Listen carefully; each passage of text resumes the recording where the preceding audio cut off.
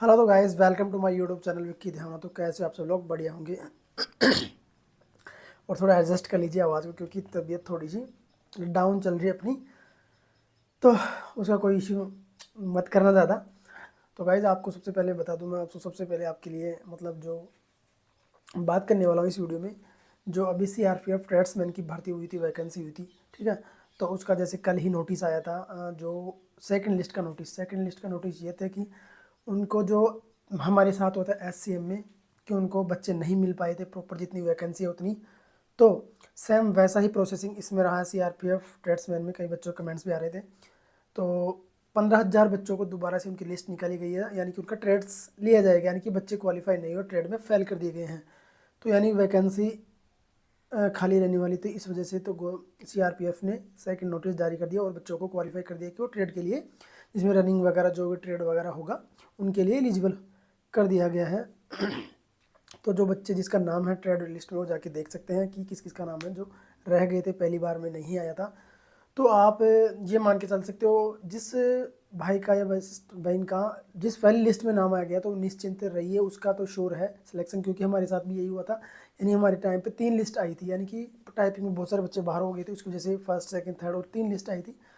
तो यानी कि जिस का फर्स्ट लिस्ट में है, तो उसका तो लगभग 99% है कि लगभग हो ही जाएगा 99%, क्योंकि ये चांसेस है, क्योंकि वैकेंसी प्रॉपर नहीं भर पाई है। तो इसी वजह से सेकंड लिस्ट निकाली है कि उनको बच्चे नहीं मिले हैं।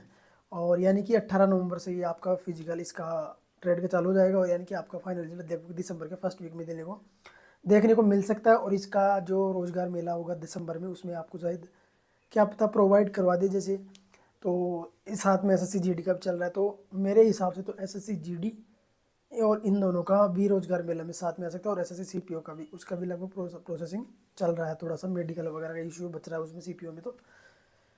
तो ये ट्रेड आप जाके ट्रेड्समैन के लिए आप जाके देख सकते हो।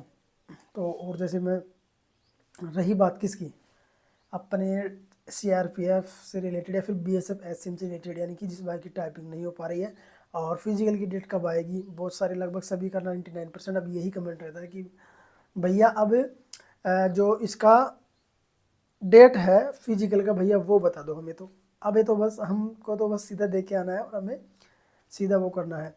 तो मैं आपको इसके बता दूं, मैं आपको 5 नवंबर के बाद में, मैंने आपको नोटिस बताया था कि 5 नवंबर के बाद में कभी आ सकता है। तो देखो सीआरपीएफ ने एक तो ये कर दिया, तो यानी कि 18 तक होगा, तो इसका तो कोई इशू नहीं है ज़्यादा। बाकी जो सेकंड लिस्ट निकाली है, तो उसकी वजह से कुछ हो सकता है। बाकी नवंबर में आपको फिजिकल ज़रूर होगा, मैं बोल रहा हूँ अभी भी।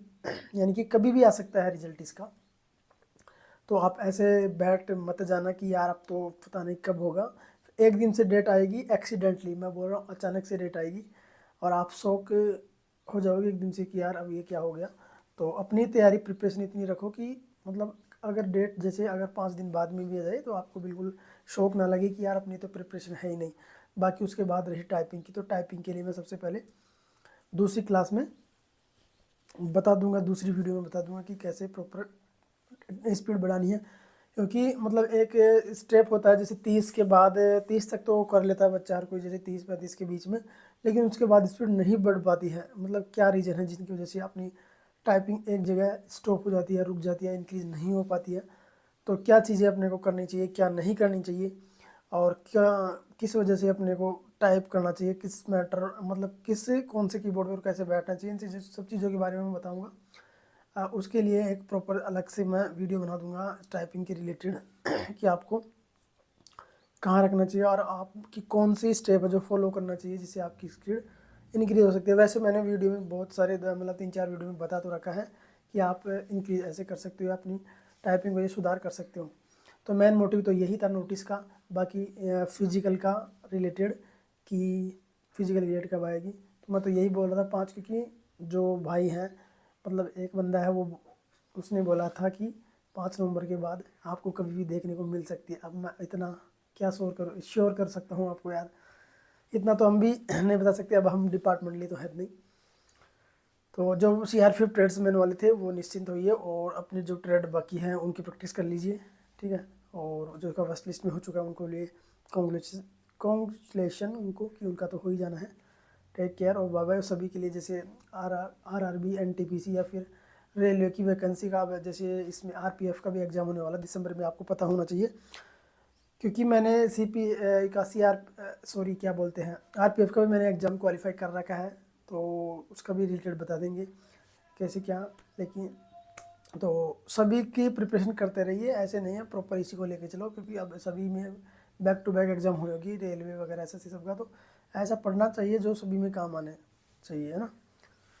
ठीक है भाइयों, तो फिज़िकल तो हो ही जाना है, मैं बोल रहा हूँ अभी भी, ठीक है। मतलब आपका प्री होगा लगभग जनवरी फरवरी में, लेकिन उससे पहले दिसंबर में तो जा सकता है, तो जा सकता नहीं तो एंडिंग में आपका नवंबर में स्टार्ट हो ही जाएगा।